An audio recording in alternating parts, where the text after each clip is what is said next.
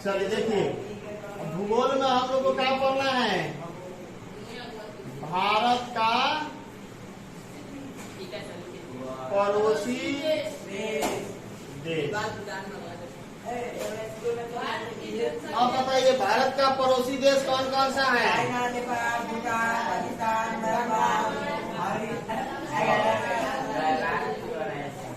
देखिए भारत का जो नक्शा इस तरह से लगभग है।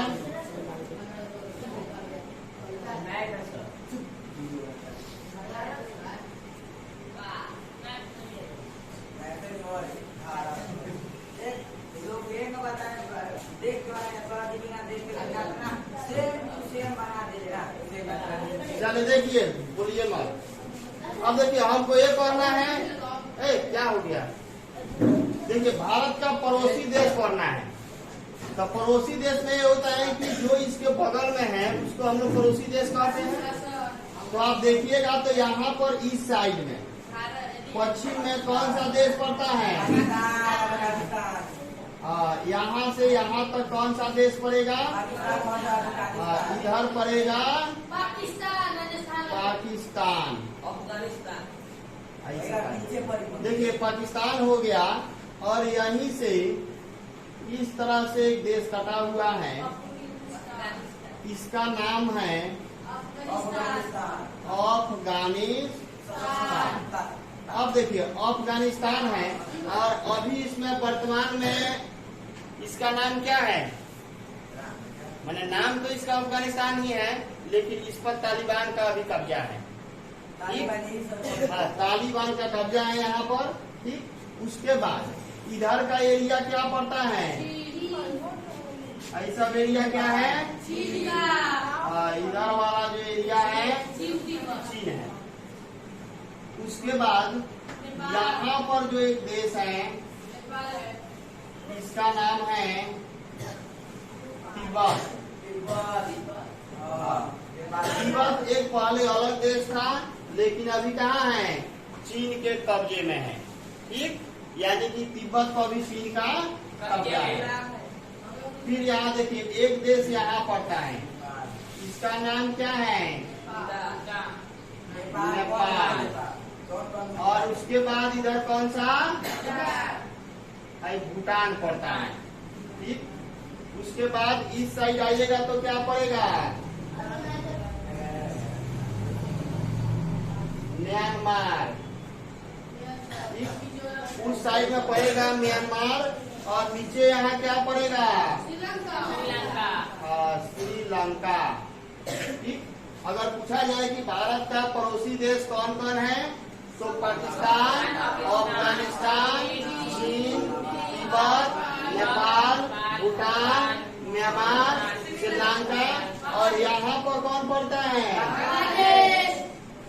बांग्लादेश। देखिए भारत के साथ सबसे लंबी सीमा जो है वो किस देश का है? तो बांग्लादेश के साथ।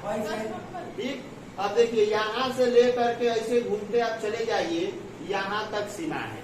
इतना बड़ा किसी देश का सीमा भारत के साथ नहीं है। ठीक, अब इधर भी देखिएगा पाकिस्तान तो इतना ही तक है। उसके बाद चीन देखिएगा तो यहाँ से यहाँ टच करता है। ठीक, उसके बाद फिर बीच में वो नहीं है। ठीक है, और फिर उसी के बाद एक बार कहाँ टच करता है? यहाँ पर। इसका यहाँ पर हम लोग का कौन सा राज्य है? अरुणाचल प्रदेश। अरुणाचल प्रदेश है। और यहाँ पर जो नेपाल पड़ता है, यहाँ से ऐसे क्या है? इसका नाम क्या है? यह एक पर्वत है। ठीक है, और जिसका नाम है हिमालय पर्वत। ठीक, हिमालय पर्वत को नेपाल में, देखिए नेपाल में जो है, इसका मुख्य भाग नेपाल में है। जो सबसे ऊंची चोटी है ना, ठीक है, वो नेपाल में ही पड़ता है, और जिसे सागर माथा के नाम से जाना जाता है। ठीक, यानी कि सागर माथा के नाम से जाना जाता है। इसका नेपाल का कुल क्षेत्रफल कितना है? 1.8 पूर्णांक 1/2 लाख वर्ग किलोमीटर। हाँ, नेपाल का टोटल इतना ही क्षेत्रफल है और भारत का कितना है? हाँ, यानी कि लगभग 32 लाख वर्ग किलोमीटर है। तो आप देख लीजिए नेपाल और भारत में कितना अंतर है। ये 1.5 रुपये के बराबर है और भारत कितना है?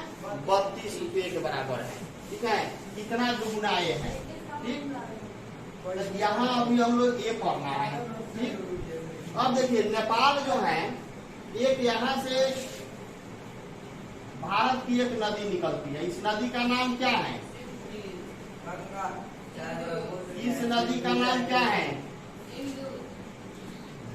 यहाँ से एक नदी ऐसे निकल कर आती है, इसका नाम क्या है? ऐसे आती है यहाँ पर। हाँ, इसका नाम क्या है? इसी को ब्रह्मपुत्र कहा जाता है। ठीक, उसके बाद यही ब्रह्मपुत्र का यहाँ से नाम जब निकलती है तो इसका नाम क्या पड़ता है? सांगपो। ये चीन में सांगपो के नाम से बहती है, जो सिंधु नदी है। उसके बाद जैसे ही ये आगे बढ़ेगी, जैसे कि यहाँ अरुणाचल प्रदेश में जब आएगी ना, तो इसका नाम क्या हो जाता है? इसका नाम हो जाता है दिहान। यानी कि जैसे ही ये नदी आगे बढ़ेगी तो भारत में किस नाम से बहती है? भारत में किस नाम से प्रवेश करती है?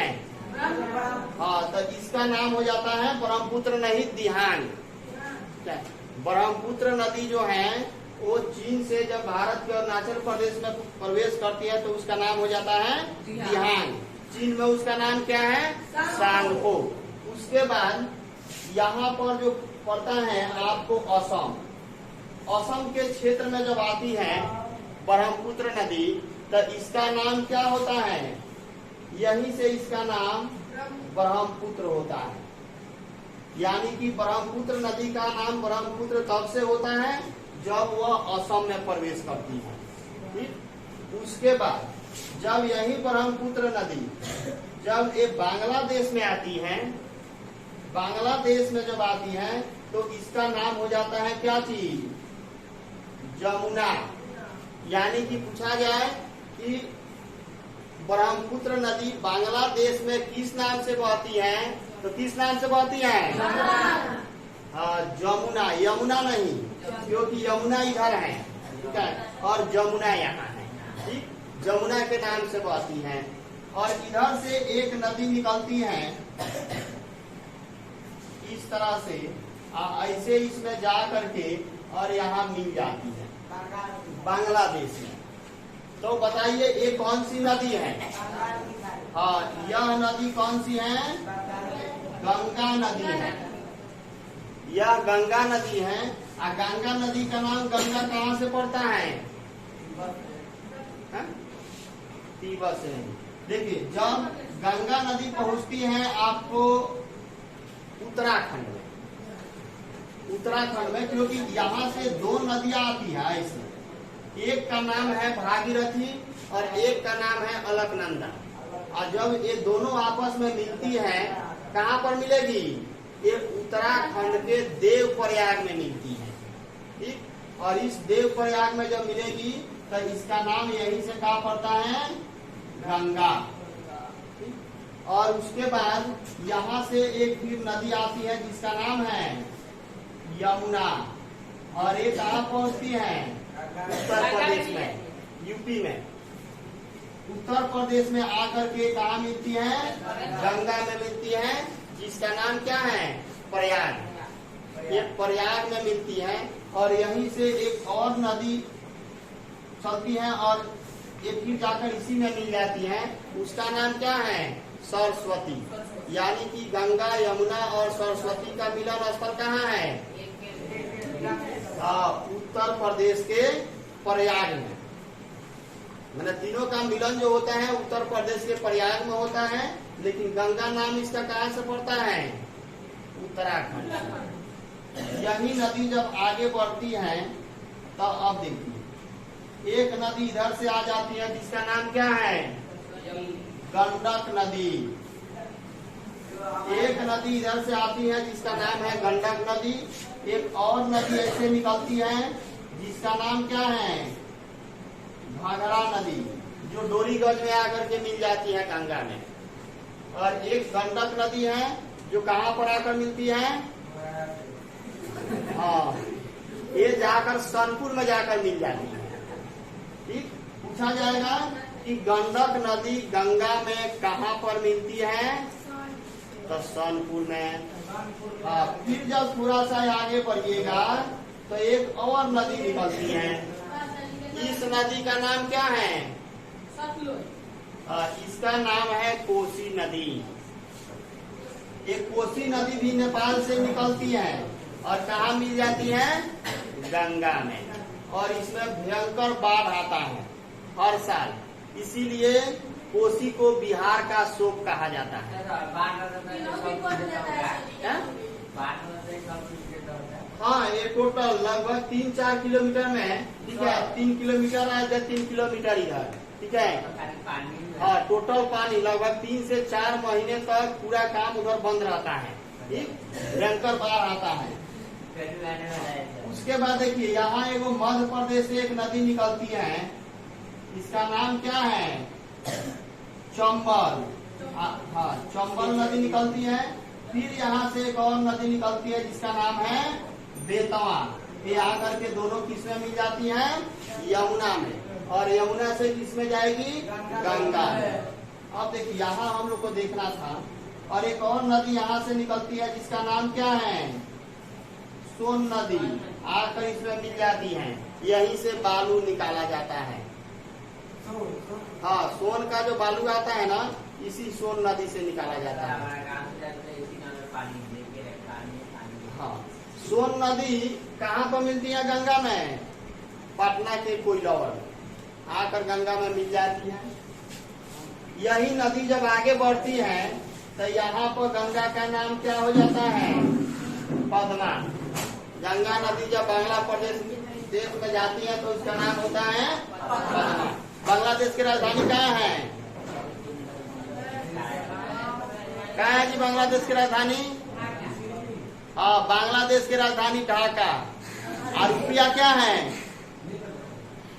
बांग्लादेश के रुपया को क्या कहा जाता है, और टाका। याद रखना है, बांग्लादेश की राजधानी ढाका और रुपया है टाका। नेपाल की राजधानी कहाँ है, कहाँ है जी नेपाल की राजधानी, नेपाल की राजधानी है काठमांडू। नाम सुना है काठमांडू का, हाँ, नेपाल का काठमांडू है। और देखिए, यही नदी जब आगे बढ़ती है तो इसका नाम क्या होता है, गंगा और यमुना जब एक साथ में मिल जाती है तो इसका नाम पड़ जाता है, नहीं, मेघना।